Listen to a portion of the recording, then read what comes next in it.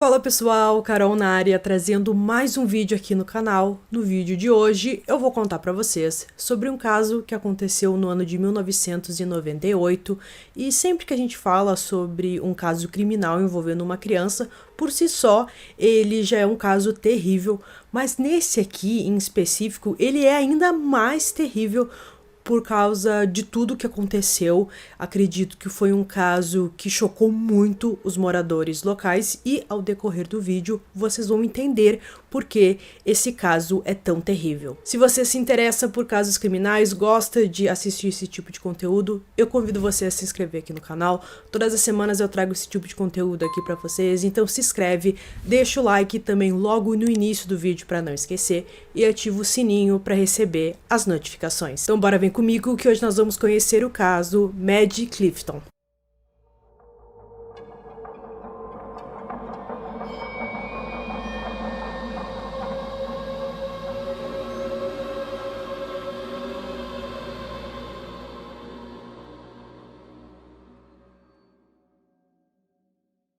Maddie Clifton, de 8 anos, morava com sua família em Jacksonville, na Flórida. No dia 3 de novembro de 1998, era dia de eleição e por isso Maddie ficou em casa no aguardo dos seus pais. Quando eles chegaram perto de mais ou menos 4h30, ela foi brincar com seus amigos na rua como de costume. Maddie não tinha muito tempo para brincar, porque logo sua mãe a chamaria para o jantar, então ela teve que aproveitar bem o tempo que tinha disponível. Maddie foi até a casa do seu vizinho da frente, um jovem de apenas 14 anos, eles brincavam normalmente, então ela foi até a casa dele e aí foi a última vez que ela foi vista. Mais ou menos umas 6h30 da tarde, a mãe da Maddie, chamada Sheila, ela chamou pelas meninas, a sua irmã também brincava junto, a irmã chamada Jéssica, a irmã mais velha da Maddie. A Jéssica apareceu e ela disse que não viu a sua irmã, que a última vez que ela viu, ela estava por aí brincando na rua com alguns amigos e aquilo pareceu tudo muito estranho. Então, a mãe foi até, conversou com seus amigos, eles falaram que não viram nada, que a Maddie simplesmente desapareceu, conversou com todo mundo ali da região, só que ninguém viu a Maddie. Ela ficou muito preocupada e decidiu então chamar a polícia. A busca por Maddie se intensificou e centenas de voluntários procuraram por ela, mas ela não foi encontrada, nenhuma pista, nem nada. Nos dias que se seguiram, milhares de cartazes foram distribuídos pela cidade. Os pais da Maddie, eles apelaram muito por informações sobre qualquer pessoa que tivesse alguma pista, alguma coisa que falasse para a polícia. A mídia também cobriu muito esse caso do desaparecimento da garotinha e a polícia questionou várias vezes os vizinhos para ver se eles tinham visto alguma coisa. 7 dias depois do desaparecimento da Maddie, no dia 10 de novembro, a rua ainda estava cheia de policiais, de pessoas da mídia procurando por informações sobre o caso da garotinha. Os pais da Maddie tinham acabado de gravar uma entrevista para um programa de TV quando um de seus vizinhos correu pelo meio da rua desesperada, gritando e chamando pela polícia. A vizinha, chamada Melissa Phillips, disse à polícia que encontrou o corpo de Maddie. Melissa encontrou o corpo de Maddie dentro da cama, onde ficava o colchão d'água em cima, no quarto do seu filho chamado Joshua Phillips.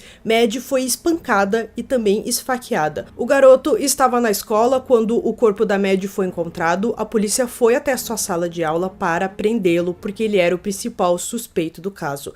Joshua tinha apenas 14 anos na época e era o vizinho na qual a Maddie foi brincar naquele dia. Ele confessou de início que matou a Maddie. O Joshua foi acusado de homicídio em primeiro grau. Apesar da sua idade, foi determinado que ele seria julgado como um adulto devido que o crime foi muito brutal. Naquela época, a condenação por homicídio em primeiro grau era uma sentença de prisão perpétua automática devido à sua idade. Ele era muito jovem para receber a pena de morte e essa também foi a primeira vez que o Joshua teve problemas.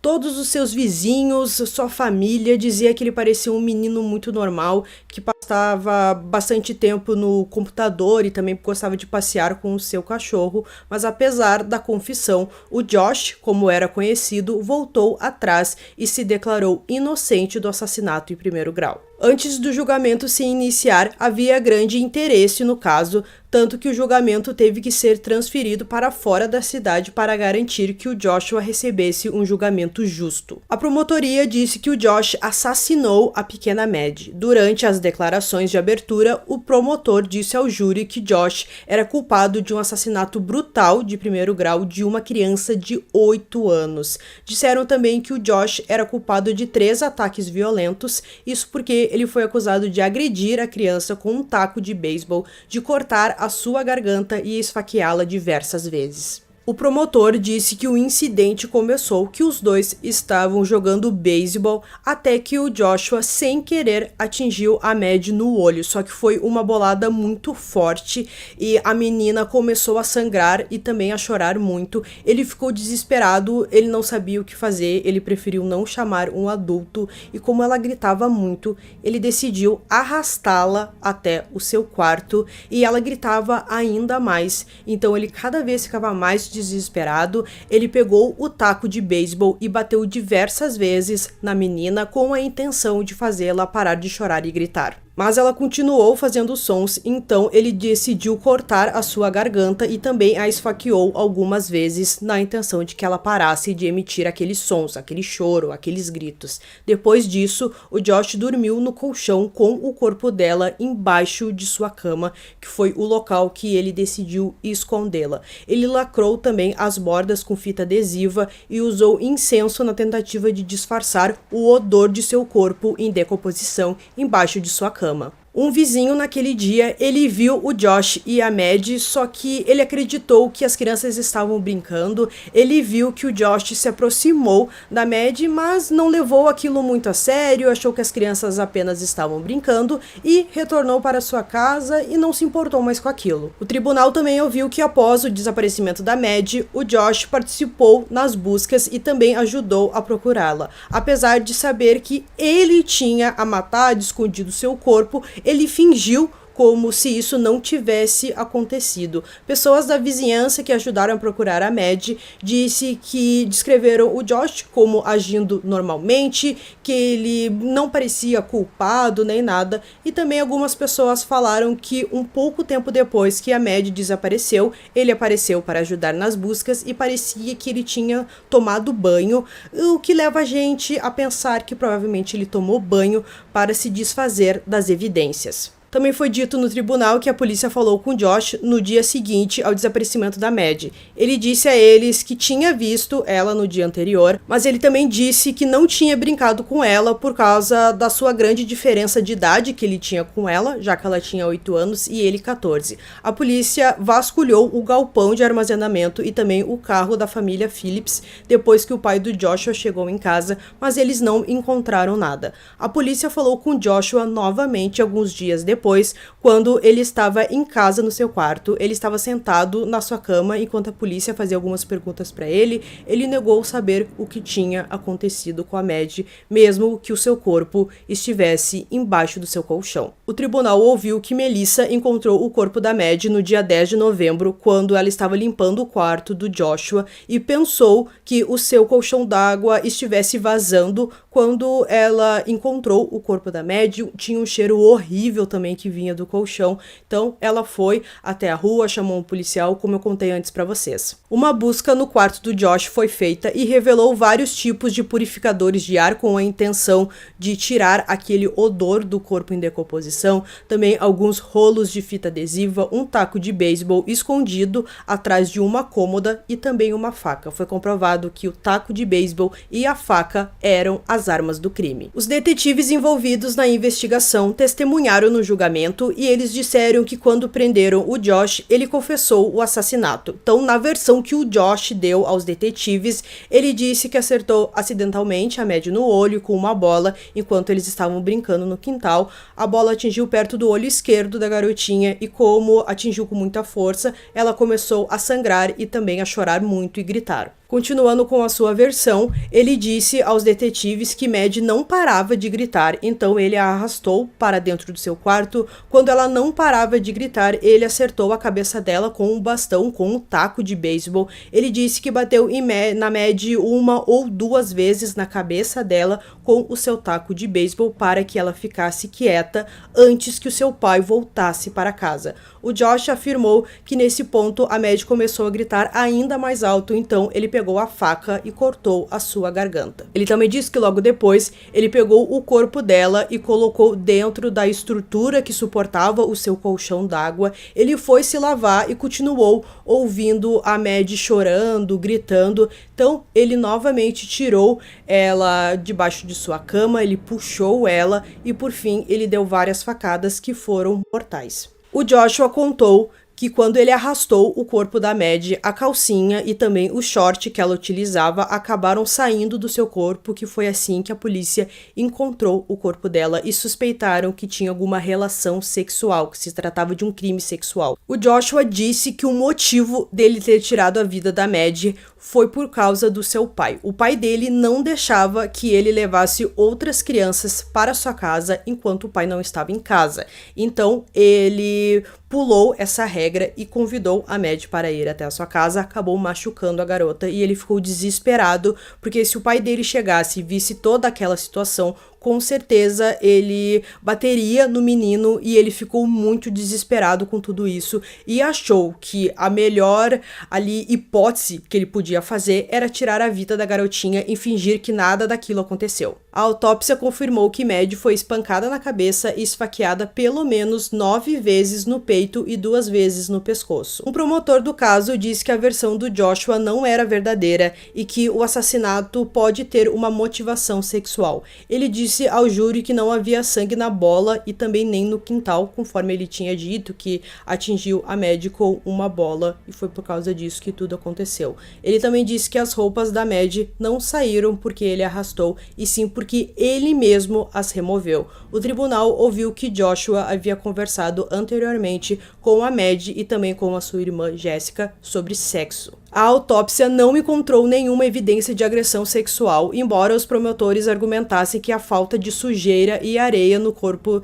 da Maddie não apoiava a afirmação de que o Josh ele arrastou ela e depois a roupa dela acabou saindo porque ele a arrastou. A defesa disse ao júri que não havia dúvida de que Joshua tinha matado a Maddie. Isso não estava em disputa naquele momento. O que estava em disputa era do que ele era culpado. A defesa argumentou que o Joshua não era culpado de um assassinato premeditado. O julgamento começou em 6 de julho de 1999 e durou apenas 2 dias. Um tempo muito curto devido que a defesa não chamou nenhuma testemunha. Essa atitude do advogado de defesa do Joshua de não chamar nenhuma testemunha foi considerada uma estratégia do advogado de defesa. O advogado pretendia basear grande parte da defesa em um argumento final para o júri, onde afirmou que a morte da Maddie foi um ato que começou com um acidente e se deteriorou por um meio de pânico. Joshua Phillips foi considerado culpado de assassinato de 1º grau. Ele foi condenado à prisão perpétua sem a possibilidade de liberdade condicional. Na prisão, o Josh completou seu desenvolvimento educacional geral.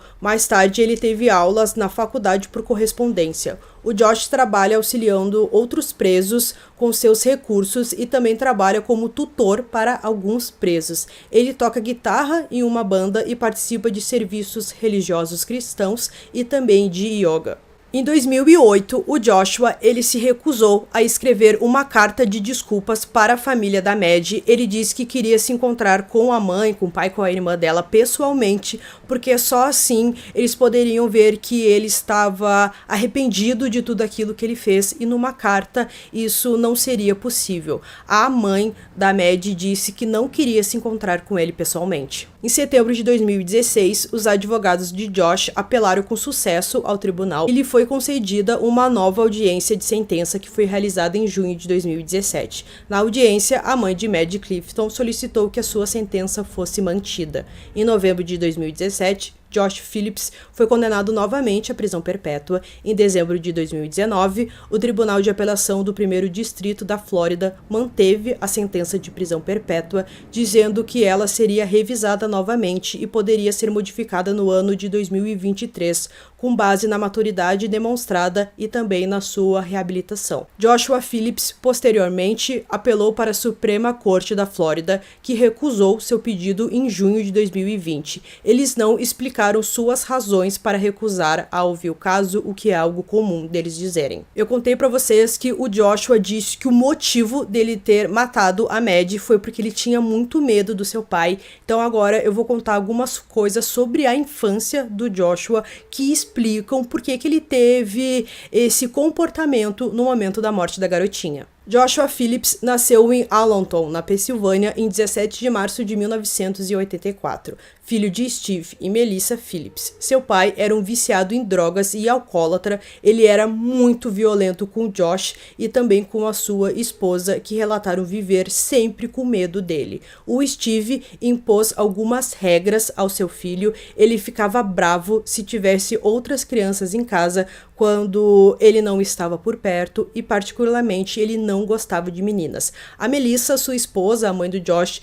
diz que nunca entendeu porque o seu marido não gostava de meninas. Em novembro de 1998, Joshua tinha 14 anos e morava com a sua família em Jacksonville. Os vizinhos descreveram o Joshua como quieto e também muito amigável, e segundo a mãe da Maddie, o Josh e a filha eram bem amigos e ela nunca teve medo dele nem nada do tipo. E o Josh, como eu falei pra vocês, ele também não tinha prisões ou histórico de violência antes do assassinato, então foi um choque para a população local, porque aparentemente ele parecia um garoto normal, que tinha uma vida normal, mas que acabou cometendo esse terrível assassinato. Steve Phillips, o pai do Joshua, morreu devido a um acidente de carro muito próximo da prisão onde seu filho estava preso no ano 2000. Então, gente, concluindo esse caso aqui para vocês, ficou aquela dúvida se realmente ele cometeu o assassinato da Maddie por causa do medo que ele tinha do seu pai ou se foi por algum motivo sexual. Isso nunca foi explicado, mas aparentemente o pessoal acredita mais na versão que o Joshua deu, de que ele tinha muito medo do seu pai, enfim, do que ele podia fazer se ele descobrisse que ele tinha levado uma menina para casa e que ele tivesse machucado ela, enfim, e ter dado todo aquele problema. Então, essa é a versão que ele deu, já que ele confessou tudo o que ele fez, ele deu vários detalhes do que ele fez naquele dia, então provavelmente essa é a forma mais certa, já que o abuso sexual nunca foi confirmado e na autópsia também não apareceu nada disso. Então, como eu falei para vocês no início do vídeo, um caso criminal que trata de criança sempre é um caso pesado, um caso difícil de trazer, ainda mais que o seu assassino tinha apenas 14 anos, o que deixa o caso ainda pior. E realmente acredito que o pessoal, na época, o pessoal da redondeza ali, do bairro, ficou muito apavorado com todo esse caso, já que o garoto, né, como eu falei, tinha um comportamento normal e nunca mostrou nada anormal. Então eu espero que vocês tenham gostado desse vídeo. Esse foi mais um vídeo aqui no canal. Durmam bem e até o próximo.